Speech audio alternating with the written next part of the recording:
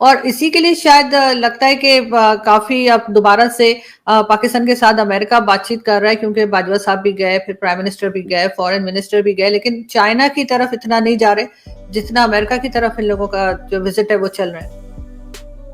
देखिए, दो चीजें हैं। अभी अमेरिका की नेशनल सिक्योरिटी पॉलिसी आई थी 2 दिन पहले, 3 दिन पहले। उसमें पाकिस्तान का जिक्र है कि नहीं है? जरा मैं चाहता हूं जो पाकिस्तानी भाई बहन प्रोग्राम देख रहे हैं जरा नीचे कमेंट्स में लिखें और ये बताएं कि उसमें पाकिस्तान का जिक्र। You do not find mention in America's national security strategy. बिल्कुल। हाँ, वो जो कहते हैं हमारे यहाँ खुड्डे लाइन लगा दी है उन्होंने। बिल्कुल। हाँ। तो वो ठीक है, जर्मनी वाले लोगों ने ये बोल दिया कश्मीर के बारे में। उनको पता है कि जो पाकिस्तान की जो लीडरशिप है, जो क़यादत है पाकिस्तान की, वो ऐसी जुमलों में खुश हो जाती है, जो कश्मीर बनेगा पाकिस्तान और कश्मीरियों से नाता क्या ला इला, बस 1-2 डायलॉग मार दिया, सब लोग खुश, बांग्ला शंगड़ डाल दिया। National security strategy of America, जिससे दुनिया की नेशनल सिक्योरिटी डिफाइन होगी, एक आर्किटेक्चर डिफाइन होगा, ग्लोबल साउथ डिफाइन होगा, जिसमें पाकिस्तान भी आता है, भारत भी आता है, ठीक है, जिसमें कि इंडो पैसिफिक डिफाइन हो रहा है, जिसमें एक नया वर्ल्ड ऑर्डर डिफाइन हो रहा है, उसमें पाकिस्तान फाइंड्स नो मेंशन, क्योंकि उनको पता है कि जो मोटी मोटी चीजें हैं। अब 1 हफ्ता पहले कम से कम 12 पाकिस्तानियों ने मुझसे पूछा होगा कि क्या आपको लगता है कि भारत का अमेरिका से ताल्लुकात बिगड़ गए क्योंकि जर्मनी ने ये बोल दिया और अमेरिका ने। ये सब बोलने से क्या फर्क पड़ता है? जो लिखा हुआ कागज है आप उसके ऊपर जाइए ना, जो कागज लिखा हुआ है आप जाइए उसके ऊपर, आप देखिए उसने क्या क्या लिखा है। उसका बड़ा मजेदार चीज है वो, उसमें जो अमेरिका ने लिखा है, उसमें ईरान का मेंशन है, उसमें चाइना का मेंशन है, उसमें रूस का मेंशन है, उसमें भारत का मेंशन है, इंडो पैसिफिक के उसमें इजराइल का मेंशन है, उसमें Pakistan is not mention because they don't find. अगर वहां पे वो लोग अगर अफगानिस्तान में होते अमेरिकन, तो नेशनल सिक्योरिटी स्ट्रेटजी में पाकिस्तान का नाम आता, 1 बार नहीं 10 बार आता। और अगर पाकिस्तान का उसमें नाम मेंशन नहीं है एक भी बार, वो इसलिए है क्योंकि पाकिस्तान इन इटसेल्फ, ये मैं अमेरिका का थॉट प्रोसेस बता रहा हूं अपना नहीं, Pakistan in itself is not important.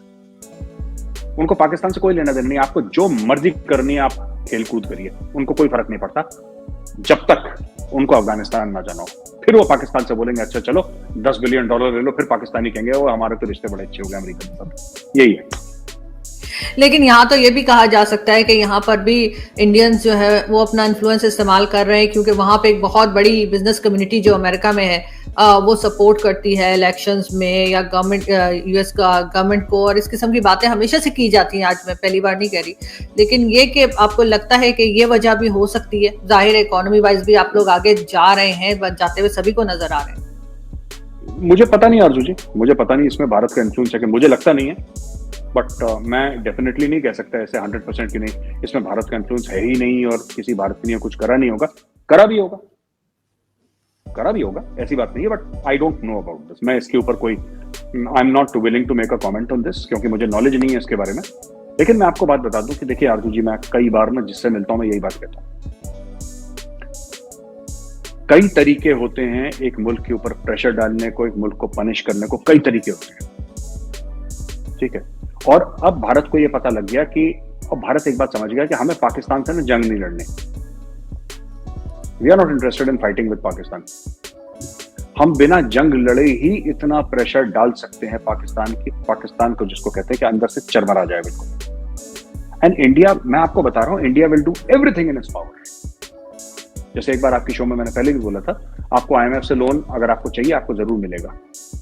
अगर आपको अक्टूबर में चाहिए तो आपको फरवरी में मिलेगा, लेकिन लोन पूरा मिलेगा आपको। आपको $1.5 अरब चाहिए और आपको चाहिए था अक्टूबर में, लेकिन बाकी आपने इतने कर्ज ले लिए बीच में 4 महीने में कि जब फरवरी में आपको IMF का लोन मिला तो उस $1.5 अरब की वैल्यू कुछ नहीं रह गई आपके लिए, और लोन भी मिल गया आपको, आपके ऊपर सर पे एक लोन भी चढ़ गया, लेकिन उसकी वैल्यू, क्योंकि आज मुझे ₹100 चाहिए, आप मुझे 10 दिन के बाद देंगे तो उसकी कोई वैल्यू नहीं है मेरे लिए। और कहने को आपने ₹100 दे भी दिए मुझे, लेकिन मुझे आज चाहिए, क्योंकि मेरे सर पे आज कर्जदार खड़े हैं, मेरे लोग आज भूखे हैं, मुझे अपने परिवार वालों को आज रोटी देनी है, मुझे 10 दिन के बाद रोटी। हेलो एवरीवन, हमारे चैनल पे आप सबका स्वागत है। अगर आपने अभी तक हमारे चैनल को सब्सक्राइब नहीं किया है, जल्दी से कर दीजिए।